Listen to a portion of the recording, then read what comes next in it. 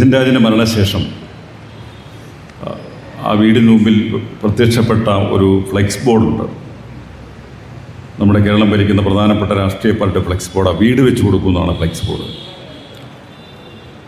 Action council കോട്ടയത്തെടുത്ത തീരുമാനം ആ തറക്കല്ലിടിയിൽ അന്ന് നടത്താൻ പാടില്ലെന്ന്. ആ രംഗത്ത് നമ്മൾ കുടുംബത്തെ കണ്ട് കാര്യങ്ങൾ പറഞ്ഞു. ധന്യടക്കമുള്ള ആളുകൾ അവിടെ, നിരവധി ആളുകൾ അവിടെ വീട്ടിൽ ചെല്ലുകയും ആ കാര്യങ്ങളിൽ നമ്മുടെ നേതാക്കന്മാർ നടത്തിയ ഇടപെടലിൻ്റെ ഫലമായി തറക്കല്ലിടിയിൽ മാറ്റിവെച്ചിട്ടുണ്ട്.